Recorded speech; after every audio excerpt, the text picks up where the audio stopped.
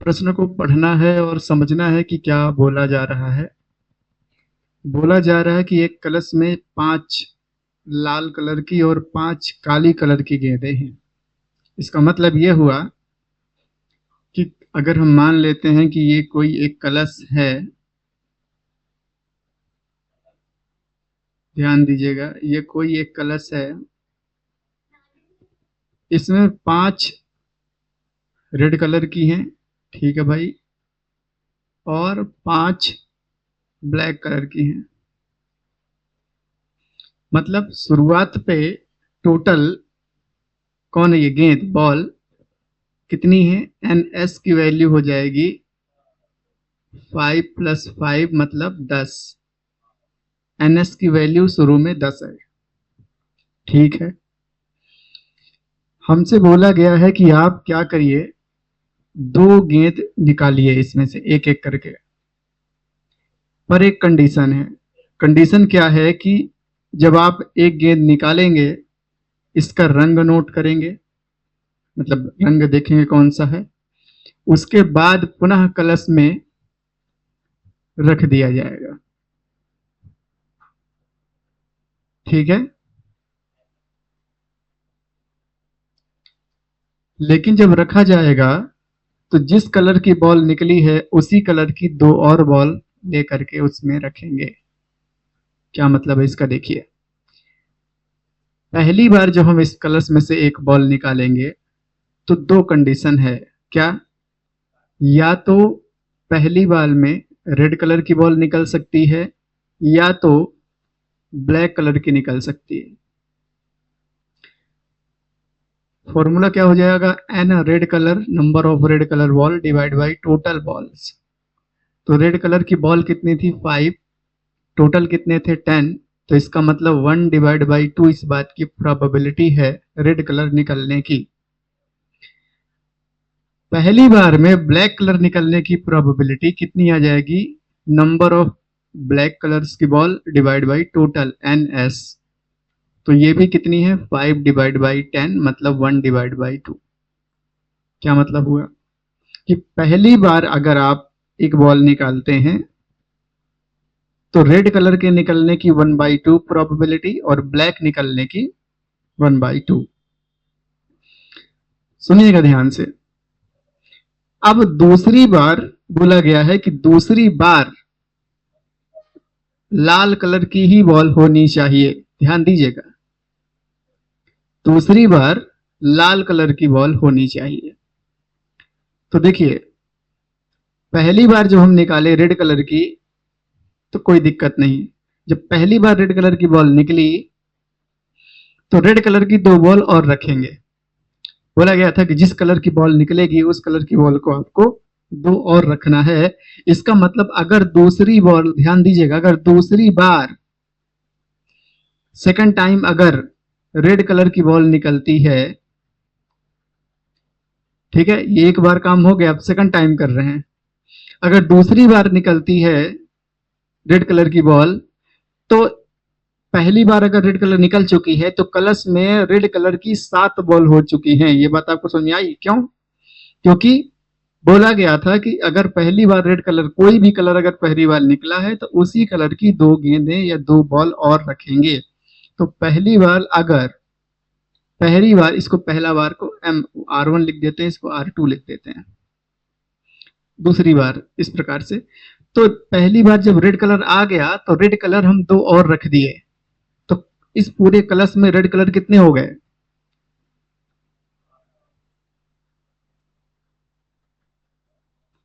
पूरे में 7 हो गए, कौन से, रेड कलर। और टोटल कितने हो गए, 12। चलिए अब इस पे देखिए ध्यान से। ये पहली बार की घटना थी। दूसरी बार की घटना में हमें रेड कलर निकालना है, तो ध्यान दीजिएगा। पहली बार में जब ब्लैक कलर निकला तो हम ब्लैक कलर की 2 बॉल और लिए और इसमें रखे। मतलब ब्लैक कलर की 7 बॉल है लेकिन रेड कलर की अभी भी यहां पर 5 बॉल है और हमें रेड कलर से मतलब है। तो हम यहां पे क्या लिखेंगे, 5/12। टोटल कितनी हो चुकी है लेकिन 12, क्योंकि 7 किसकी हो चुकी हैं? ब्लैक की और 5 रेड की। चलिए टोटल प्रोबेबिलिटी निकाल देते हैं। तो घटना क्या हो जाएगी? टोटल प्रोबेबिलिटी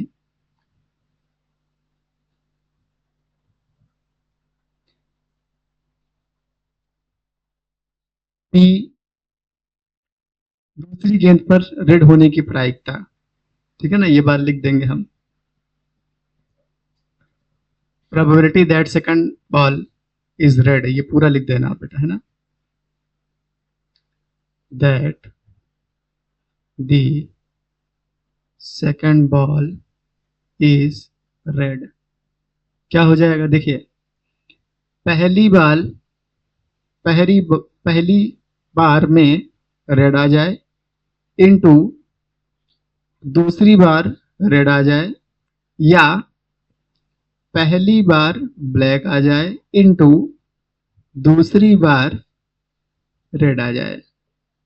वैल्यू रखते हैं 1 divide by 2 into 7 divide by 12 plus 1 divide by 2 into 5 divide by 12। इसके आगे हम सॉल्व करते हैं, यहां लिखते हैं, ध्यान दीजिए कैसे नोट करना है, कोई बाद में दिक्कत आएगी आपको, जगह का अभाव है। कितना आ जाएगा? 7 divide by 24 plus 5 divide by 24 मतलब 12 डिवाइड बाई 24 मतलब 1 डिवाइड बाई 2। तो 1 डिवाइड बाई 2 इस क्वेश्चन का आंसर है, ठीक है। तो इस क्वेश्चन में ऐसा बोला गया है कि 2 बैग है, तो देखिए 2 बैग बनाते हैं। हाँ बेटा, 2 बैग में एक बैग ये हो गया, और मान लेते हैं कि ये दूसरा बैग, ठीक है। 2 बैग हैं, क्लियर। अब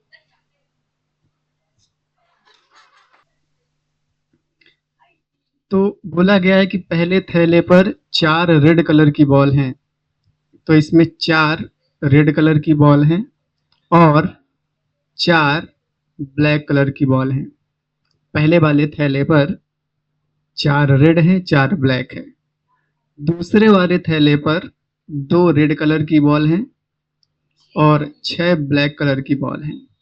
ध्यान दीजिएगा, बोला गया है कोई भी एक व्यक्ति रैंडम, अचानक से, बिना देखे, ऐसा नहीं कि वो देख रहा है, ठीक है, अचानक से दोनों थैले में से एक बॉल निकालता है और वो बॉल रेड कलर की हो, इस बात की प्रोबेबिलिटी निकालना। तो पहले आप समझिए ध्यान से, पहले हम क्या करते हैं, अच्छे से प्रश्न को समझिए। पहले हम यहां से चलते हैं, मान लेते हैं कि यहां पर कोई एक व्यक्ति है। वो व्यक्ति, अगर ये देखिए यहां से 2 रास्ते आ जाएंगे, समझना ध्यान से बेटा। अगर वो व्यक्ति पहले थैले की ओर जाता है, इस बात की प्रोबेबिलिटी हो जाएगी 1/2। क्यों? क्योंकि यहां से चलने पर रास्ते 2 हैं और एक रास्ते पर वो जा रहा है। रास्ते 2 थे, इसलिए NS की वैल्यू 2 हो गई, और एक रास्ते पे वो जा रहा था, तो ये अब हो सकता है कि वो इस रास्ते पर भी निकल जाए दूसरे थैले की तरफ, तो इस बात की प्रोबेबिलिटी हो जाएगी 1/2। ध्यान दीजिएगा, पहले थैले को चुनने की प्रायिकता, हिंदी में ऐसा बोलते हैं बेटा इसको, ठीक है। पहले थैले को चूज करने की प्रोबेबिलिटी 1/2, दूसरे थैले को भी 1/2। अब ध्यान दीजिए आगे, अगर अगर पहले थैले को चूज कर लिया, ध्यान दीजिएगा, तो उसके बाद, ध्यान दीजिए, उसके बाद रेड कलर आ जाए, ध्यान दीजिएगा, पहले थैले पर रेड कलर आ जाए, ये जो रेड कलर आ जाए उसको हम ए इवेंट का नाम देंगे हम हमेशा। ए वो वाली इवेंट होगी, फॉर्मूले पर ए उसे बताया जाता है जो प्रश्न में पूछा जाता है, ठीक है। तो इस बार जो प्रश्न पूछा गया है वो रेड कलर आने का है, तो ए क्या है? रेड कलर आने की प्रायिकता। ध्यान दीजिएगा, ये क्या लिखा हुआ है? P even का मतलब है कि पहले को सेलेक्ट शब्द अच्छा है यहाँ पर, है ना। पहले थैले को सेलेक्ट करने की प्रोबेबिलिटी, उसके बाद ये क्या है, पहले थैले में रेड कलर आ जाए इस बात की प्रोबेबिलिटी। तो देखिएगा, ए का मतलब रेड कलर आने की प्रोबेबिलिटी। रेड कलर कितने हैं टोटल, 4। पहले थैले में रेड कलर 4 है, टोटल कितनी बॉल है, 8। इसका मतलब 1/2। अब दूसरी कंडीशन, पहले थैले मतलब इस बार दूसरे थैले को सेलेक्ट करने की प्रोबेबिलिटी 1/2, और ध्यान दीजिएगा रेड कलर आ जाए किसमें, थैले नंबर 2 में, इस बात की प्रोबेबिलिटी कितनी आ जाएगी, 2/8, क्योंकि 2 रेड कलर हैं, टोटल 8 हैं इस वाले पे, मतलब 1/4। अब एक फॉर्मूला लिखते हैं, बेस थ्योरम के नाम से जाना जाता है फॉर्मूला, ध्यान दीजिएगा वो क्या है, प्रोबेबिलिटी किस चीज की, रेड कलर की बॉल निकली। ध्यान दीजिएगा, इसको हम पढ़ के भी बता रहे हैं कैसे पढ़ते हैं। प्रोबेबिलिटी रेड कलर की बॉल निकली, लेकिन वो पहले थैले से निकली, इस बात की प्रोबेबिलिटी। ध्यान दीजिएगा, रेड कलर की बॉल होने की प्रोबेबिलिटी जो कि पहले थैले से निकली हो, इक्वल टू पहले थैले को सेलेक्ट करने की प्रोबेबिलिटी इनटू पहले थैले से रेड आने की प्रोबेबिलिटी डिवाइड बाई पहले थैले को सेलेक्ट करने की प्रोबेबिलिटी इनटू पहले थैले से रेड आने की प्रोबेबिलिटी प्लस दूसरे थैले को सेलेक्ट करने की प्रोबेबिलिटी इनटू दूसरे थैले से रेड कलर आ जाए इस बात की प्रोबेबिलिटी। वैल्यू रखते हैं, Pe1 की वैल्यू 1/2 इंटू Pa/E2 की वैल्यू 1/2 डिवाइड बाई Pe1 की वैल्यू 1/2 इंटू Pa/E1 की वैल्यू 1/2 प्लस Pe2 की वैल्यू 1/2 इंटू Pa/E2 की वैल्यू 1/4। बहुत गंभीरता से ध्यान दीजिएगा, 1/2 कॉमन ले लेते हैं, 1/2 कॉमन लेंगे, उसके बाद काटेंगे। ठीक है, यहाँ बहुत समझदार व्यक्ति बैठे हैं, सीधे काट डालते हैं, ध्यान देंगे, सीधे नहीं काटना है। ये अब 1/2 से 1/2 काट दिए, ठीक है, बिना कॉमन लिए नहीं काटना है। कितना आ जाएगा, 1/2 डिवाइड बाई, इसका एलसीएम ले लेते हैं, कितना आ जाएगा 4, एलसीएम कितना आ जाएगा 4, उसके बाद इसका यहाँ हाँ 4 आ गया, तो यहाँ 2 + 1 आ जाएगा। अब देखिए ध्यान से एक बात और, ये 4 ऊपर चला जाएगा, 1 के साथ इंटू हो जाएगा, और जोड़ने पर 3 आ जाएगा, और 2 नीचे आ जाएगा, ये वाला 2 नीचे आ गया। इसका मतलब अगर हम इसे कट करें तो 2/3, ये 2/3 इस प्रश्न का आंसर है, जो कि क्या है सुनिएगा ध्यान से, इसको पढ़ के बताते हैं। रेड कलर आया है, लेकिन वो थैले पहले थैले से आया, इस बात की प्रायिकता, इसको पढ़ रहे हैं, रेड कलर आया है लेकिन वो पहले थैले से आया है, इस बात की प्रोबेबिलिटी 2/3 आंसर। प्रश्न ऐसा है कि एक कोई कॉलेज है जहां पर 60% लोग हॉस्टल में रहते हैं, 40% हॉस्टल में नहीं रहते हैं। तो ध्यान दीजिएगा, बहुत गंभीरता से हम सॉल्व करके दिखाते हैं आपको। तो देखिए ध्यान से, हम प्रश्न को इधर सॉल्व करते हैं, ध्यान दीजिएगा। Pe1 हम डिफाइन कर रहे हैं कॉलेज में रहने वाले छात्रों की प्रायिकता, कि कॉलेज में कितने, मतलब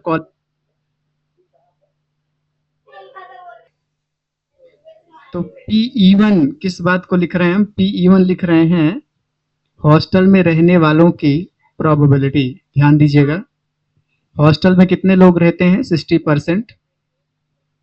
परसेंट को अगर हम कन्वर्ट करें नंबर में, परसेंटेज को हटाने का प्रयास करें, 100 से डिवाइड कर दें, मतलब ये वैल्यू कितनी आ रही है, 3/5। मतलब हॉस्टल में रहने वाले कितने हैं, जितने हॉस्टल में हैं उनकी प्रोबेबिलिटी 3/5 है। और हॉस्टल में जो नहीं रहते हैं ये क्या लिख रहे हैं हम, PE2 हम डिफाइन कर रहे हैं जो हॉस्टल में नहीं रहते हैं उनको। ठीक है, तो कितने हैं जो हॉस्टल में नहीं रहते हैं, 40%। इनका परसेंटेज हटाएं अगर, तो ये कितना आ जाएगा, 2/5। ठीक है, तो पहले हम क्या किए हैं, E1 क्या है, हॉस्टल में रहने वालों की संख्या, और E2 क्या है, जो हॉस्टल में नहीं रहते हैं उनकी बात है। P मतलब प्रायिकता, इस बात की प्रोबेबिलिटी है। ठीक है, आगे अगर हम बढ़े ध्यान से, तो क्या बोला गया है कि, ध्यान दीजिएगा, 30% ऐसे छात्र हैं जो कि हॉस्टल में नहीं रहते हैं लेकिन ए ग्रेड प्राप्त करते हैं। मतलब हॉस्टल में रहने वाले 30% लोग ए ग्रेड से पास होते हैं, और हॉस्टल में जो नहीं रहते हैं ऐसे 20% लोग हैं जो ए ग्रेड से पास होते हैं। मतलब क्या हुआ इसका, देखिए ध्यान दीजिएगा, हॉस्टल में रहते हुए ए ग्रेड से पास होने वाले स्टूडेंट कितने हैं, इस बात की प्रोबेबिलिटी 30%। मतलब इसका भी क्या करें हम, परसेंटेज हटाएं तो कितना आ जाएगा, 3/10।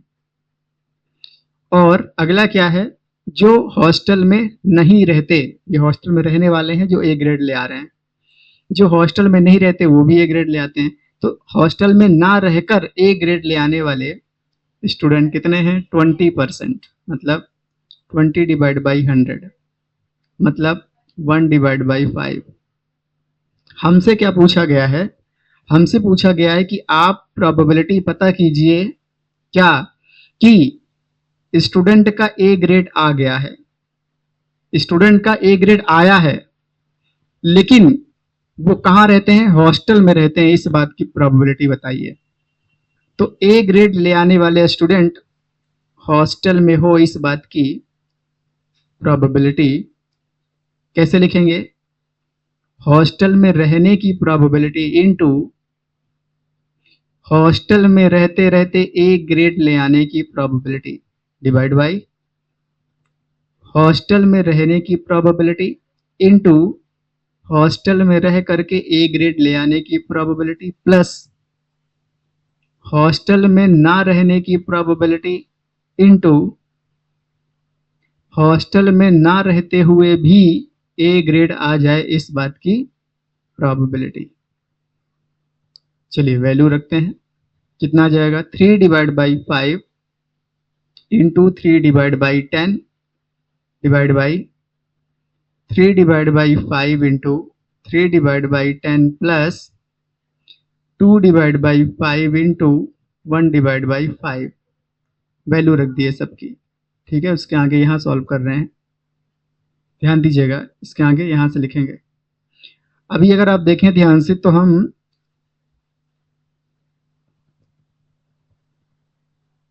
5 कॉमन ले सकते हैं, 1/5। 1/5 कॉमन लेंगे तो ऊपर आ जाएगा 9/10। 3 3 से 9 और 10 को छोड़ देते हैं, 5 को बाहर ले लेते हैं कॉमन। क्यों ऐसा किए, क्योंकि नीचे से भी 1/5 जब कॉमन ले लेंगे तो ये बचेगा 9/10 प्लस यहाँ पर बचेगा 2/5। एक 5 तो हम कॉमन ले चुके हैं, ये दोनों कॉमन लेने के बाद कट जाएगा, तो ये बचेगा 9/10 डिवाइड बाई एलसीएम आ जाएगा 50, या 10 आप लिख दीजिए, एलसीएम एलसीएम क्या लिख दीजिए 10, तो ये हो जाएगा 9 + 4।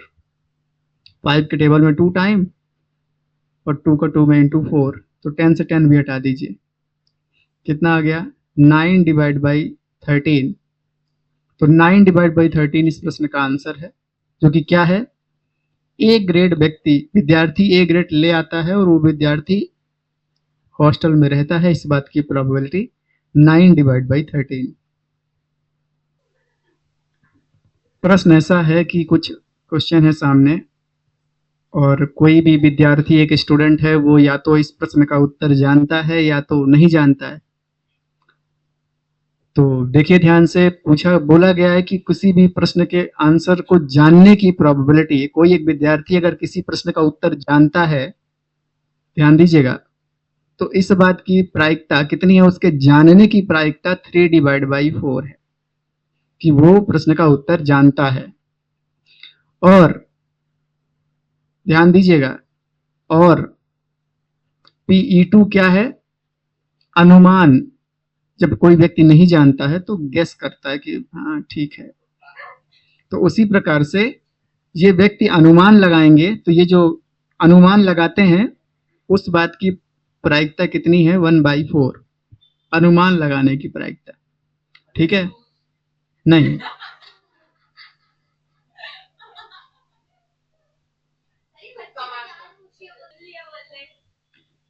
अब देखिए जरा ध्यान से, ध्यान दीजिएगा, आगे क्या लिखेंगे हम, P1/A, मतलब ध्यान दीजिए ये क्या है, ये कोई व्यक्ति जानता है और उसने सही आंसर दिया, इस बात की प्रोबेबिलिटी कितनी रहेगी, 1। क्यों, जब वो 3/4 से प्रश्न का आंसर जानेगा तो एक ही रास्ता है कि वो उसी पे टिक करेगा, मतलब आगे एक रास्ता उसके पास मात्र है। अगर वो नहीं जानता है उसके बाद भी प्रश्न का उत्तर सही हो जाए, इस बात की प्रोबेबिलिटी, ध्यान दीजिएगा, ये क्या लिखा हुआ है, जानने की प्रोबेबिलिटी, जानते हुए सही आंसर देने की प्रोबेबिलिटी। ये क्या लिखा हुआ है, ना जानने की प्रोबेबिलिटी, मतलब अनुमान लगाने की प्रोबेबिलिटी, और ये अनुमान लगाने के बाद प्रश्न का उत्तर सही हो गया है, इस बात की प्रोबेबिलिटी कितनी है, 1/4। कितनी है, ये 1/4 ये वाला लिखा हुआ है, और ये वाला 1/4 ये लिखा हुआ है।